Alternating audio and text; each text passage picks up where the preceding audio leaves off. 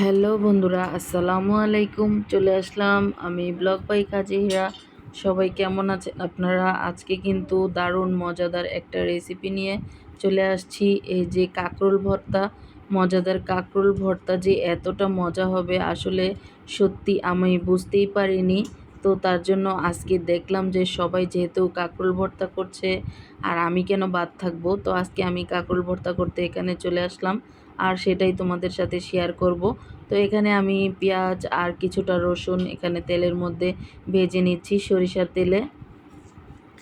আমি প্রসেসটা কিন্তু এত লেন্দি করিনি, একদম ছোটোভাবে তোমাদেরকে শর্টকাটভাবে দেখিয়ে দেব। তার জন্য কিন্তু আমি আজকে কাঁকরোল কাটা ধোয়া মাজা এগুলো কিছুই তোমাদেরকে দেখাই না, সরাসরি আমি রান্নার প্রসেসে চলে এসেছি। তো এখানে কিন্তু আমি পেঁয়াজ রসুন এগুলোকে একটু লালচে করে ভেজে নিচ্ছি। আর বন্ধুরা, যারা আমার ভিডিওটি দেখছো প্লিজ একটি লাইক দিয়ে কন্টিনিউ করবে। তোমাদের কাছে এই একটাই অনুরোধ আমার, তোমাদের একটি লাইক আমার কাছে খুবই গুরুত্বপূর্ণ। তো বন্ধুরা, এই যে আমার পেঁয়াজটা কিন্তু ভাজা হয়ে গিয়েছে আর এই পাশ থেকে আমি দিয়ে দিলাম কয়েকটা কাঁচামরিচ, আস্ত কাঁচামরিচ দিয়েছি এখানে। কাঁচামরিচটাকেও আমি ভেজে নিব। কাঁচামরিচ দিয়ে ভর্তা বানালে কিন্তু অবশ্যই ভেজে নিতে হবে, কারণ হলো না হলে দেখা যায় কাঁচা কাঁচা গন্ধ আসবে। তো আমি এখানে কাঁচামরিচটা এক পাশে দিয়ে দিচ্ছি আর আমার এই পেঁয়াজ রসুন ভাজাটা কিন্তু হয়ে গিয়েছে। এগুলোকে এখন আমি নামিয়ে এক পাশে রেখে দিব। আর কাঁকরোলগুলোকে কিন্তু আমি আজকে কুচি করে নিয়েছি, যেহেতু আমি ভর্তাটা পাটায় বেটে করব। তো কাঁকরোলের সাইজ নিয়ে আমার কোনো প্রবলেম নেই, আমি একটু কুচি করে নিয়েছি, কারণ যেহেতু তাড়াতাড়ি হয়ে যাবে তার জন্য যেভাবে তাড়াতাড়ি হয় সেভাবেই করেছি। আর গ্যাসের যে সংকট আমাদের, আমরা কি রান্না করে খাবো, আসলে গ্যাসের খুবই সংকট চলছে কিছুদিন ধরে, কিছু বলার নেই। যাক, সিলিন্ডারের একটা চুলা আমার, সেটাতেই আমি সারাক্ষণ রান্না বাড়া যা করার সব কিছু এটাতেই করি আর সেটাই তোমাদের সাথে শেয়ার করি। বন্ধুরা প্লিজ তোমরা কিন্তু লাইক কমেন্ট শেয়ার করতে ভুল করো না। আর যারা নতুন বন্ধুরা আছো তারা কিন্তু প্লিজ আমার চ্যানেলটা সাবস্ক্রাইব করে দিবে আর পাশে থাকা বেল আইকনটা অন করে দিবে। এতে করে নিত্য নতুন যদি কোনো রেসিপি আমি শেয়ার করি তোমাদের কাছে কিন্তু নোটিফিকেশনটা চলে যাবে বন্ধুরা। আর এরকম মজার মজার অনেক রেসিপি আমার চ্যানেলে আছে, চাইলে আমার চ্যানেলটা ঘুরে দেখতে পারো। তো এই যে আমার পেঁয়াজ রসুনগুলো হয়ে গিয়েছে, এগুলোকে আমি তুলে নিয়েছি আর কাঁচামরিচগুলো আর একটু ভেজে নেব। আর এর মধ্যে আমি দিয়ে দেব যে কাঁকরোলগুলোকে আমি কুচি করে রেখেছিলাম সেগুলোকে এখানে দিয়ে দিচ্ছি। সামান্য একটু তেল দিব, দিয়ে এগুলোকে আমি সুন্দরভাবে ভেজে নিব। ভেজে নিব বলতে যতটা সিদ্ধ হয়ে যায় না ততক্ষণ আমি একটু নাড়াচাড়া করে ঢাকনা দিয়ে ঢেকে দেব।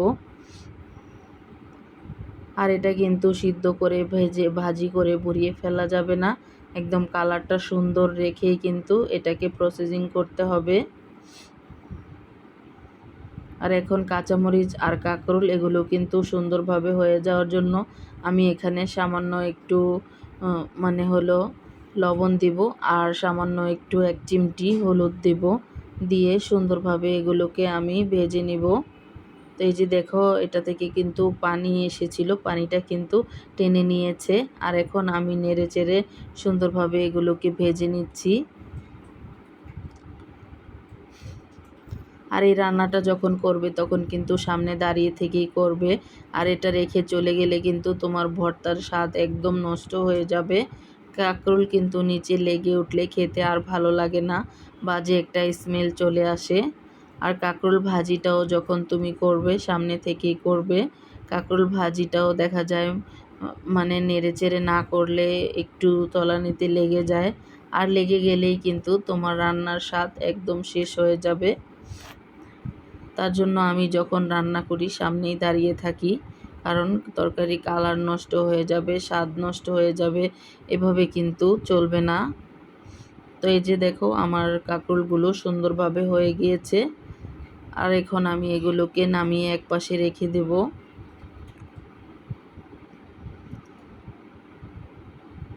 তো বন্ধুরা, আমার ভিডিওটি যদি তোমাদের কাছে ভালো লাগে প্লিজ ফ্যামিলি এবং ফ্রেন্ডসদের সাথে শেয়ার করতে ভুল করবে না। আর এখন আমি বাটাবাটিতে চলে আসলাম। এখানে কিন্তু আমি সেই কাঁচামরিচগুলো দিয়ে সুন্দরভাবে বেটে নিচ্ছি। আর কাঁচামরিচটা একদমই সিদ্ধ হয়ে গিয়েছে, ভাজা ভাজা। এই যে দেখো, একদম খুব সহজেই কিন্তু এটা মিশ হয়ে গিয়েছে। আর এখন আমি দিয়ে দিচ্ছি ভেজে রাখা সেই কাঁকরোলগুলো। এগুলোকে এখন আমি সুন্দরভাবে বেটে নিব। যে কোনো ভর্তাই কিন্তু বাটনা দিয়ে বেটে করলে এর টেস্ট হয় অন্যরকম। যত অনেকে অনেকভাবে দেখায়, এভাবে ওভাবে, কিন্তু আমার কাছে মনে হয় সবথেকে বেস্ট এটাই। আর ভর্তাটা বানানোর পর তোমরা নিশ্চয়ই বুঝতে পারবে যে আমার ভর্তাটা কতটা মজা হয়েছে আর কতটা লোভনীয় হয়েছে। অসাধারণ এই কাঁকরোল ভর্তাটা খুব সহজেই কিন্তু তোমরা করে নিতে পারো সামান্য একটু উপকরণ দিয়েই। এই মজাদার ভর্তাটা বানালে কিন্তু একদম অনায়াসেই 2 থালা ভাত খেয়ে নিতে পারবে। আর আমার ঘরে কিন্তু সেটাই হয়। আর আমি সহজে ভর্তা বানাতে চাই না, কারণ আমার একটু ভর্তা বানালে ভাত বেশি খাওয়া হয়ে যায়। তো কি আর বলবো, নিজের কথা কারো কাছে বলতে হয় না। তবুও তোমাদের সাথে ফ্রি মাইন্ডে সব কিছুই আমি শেয়ার করি। আর এই যে এখানে পেঁয়াজ রসুন যেগুলোকে আমি ভেজে রেখেছিলাম, সেগুলোকে এখন দিয়ে দিলাম।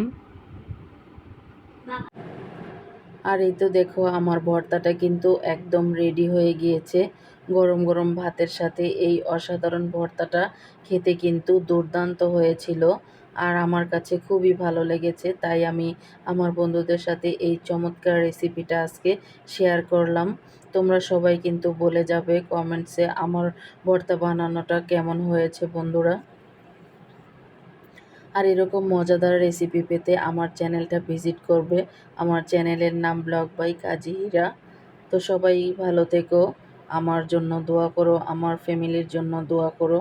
আর আমিও সবার জন্য দোয়া করি, সকলকে আল্লাহ পরিপূর্ণ হায়াত দিয়ে এই দুনিয়াতে বাঁচিয়ে রাখুন।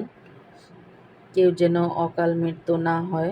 একজন মানুষ একটা ফ্যামিলি থেকে চলে গেলে তো তার অভাবটা তখন ফিল করা যায় যে আসলে একজন মানুষ নেই, সে কী ছিল।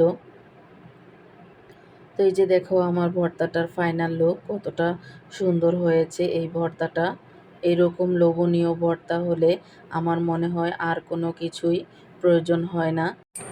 তো বন্ধুরা, আজকের মতো এখানেই বিদায় নিচ্ছি। দেখা হবে নেক্সট কোনো এরকম মজাদার রেসিপি নিয়ে। সে পর্যন্ত সবাই ভালো থেকো, সুস্থ থেকো, আমাদের জন্য দোয়া করো। আর তোমাদের জন্য দোয়া করি, সবাই ভালো থেকো। আল্লাহ হাফেজ। আসসালামু আলাইকুম রহমতুল্লাহ।